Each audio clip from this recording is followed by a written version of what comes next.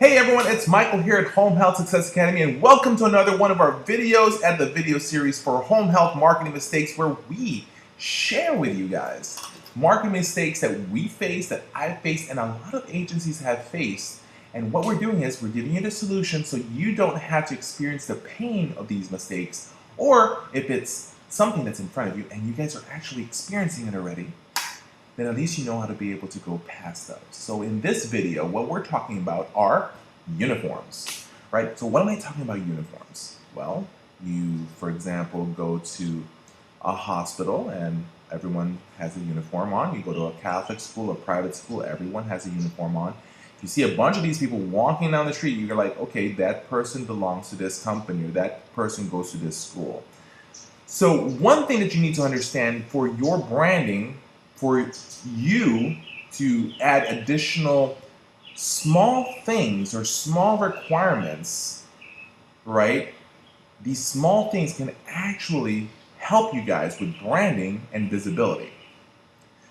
So when I talk about uniform is that, I speak to a lot of agencies. I talk to a lot of administrators, a lot of owners out there. And their dress code for their employees, for the ones who are visiting patients at home, whether you're a home care or you're a home health agency, is that they just want them to be wearing comfortable clothing. A couple of restrictions on how short the shorts are, the skirts should be, what the shoes that they should be wearing, and all of those things, because they just want to create a relaxed environment. But the truth is this: you should have uniforms for your employees. You should give them a requirement to wear a uniform. Now, what do I talk about when I talk about uniform? Is this: if you have a nurse, right, a home visiting nurse, I know you're going to say, well, Michael, they work part-time for us, so they're not going to be wearing their uniforms, or they're going to visit a patient, right after they're working their regular jobs, or, we just don't want to be putting too many restrictions on them. Well, you should, kind of, because guess what?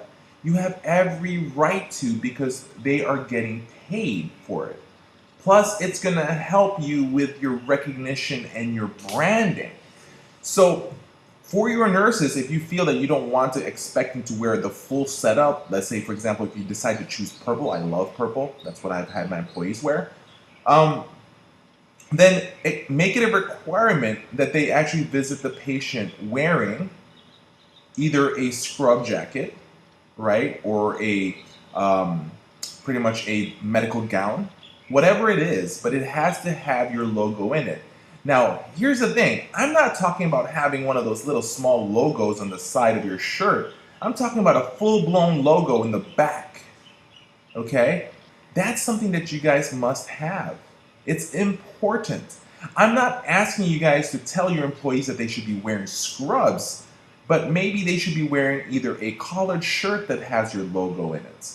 So these are small things that you guys can actually do. And let me share with you guys, for a lot of the non-medical folks. So for my home care company, I actually require my employees, right? And I actually provide it for them. I give them a nice large umbrella, and our logo is pasted on every other part of that column, okay?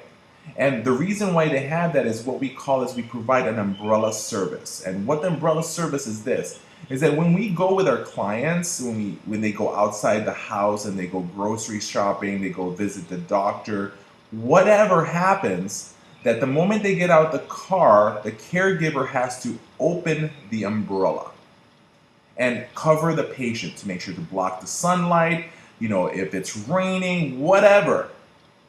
Okay, what the job here is, one thing is to protect the patient from UV rays, or from the heat, from the rain, from the snow, whatever it is. It protects them, but at the same time, as people that are seeing what's happening is seeing the brand on the umbrella, and is knowing that, hey, look, that wonderful, cute old man right there walking with that caregiver, dressed, of course, in a uniform. So I expect khakis and the purple collared shirt with our logo in it. That's the expectation. And if they're wearing the regular shirts, which we also allow them to wear, but the regular t-shirts that they have will have a full large logo in the back, okay, and a small logo in the front, okay? So you have to understand that you have to create uniforms for you. Even employees at work, right? The people that come into the office, they should actually be wearing some uniform, right? Whether you expect them to wear your collared shirts or t-shirts, it doesn't matter. There must be some form of branding that occurs. It's a very minimum thing. A lot of people may put a stink on it at first when you start implementing this, but then when you say, hey, this is something that we decided to do, it's a small thing that we're asking, follow it. Right? And if they're wanting to leave your job because they don't want to wear the uniform that you expect them to wear, then they really are not that committed for your company. So you guys understand, I want you guys to start looking and thinking that should I start using uniforms for my company? I really feel that you should. It's going to help you guys a lot, and it's part of branding.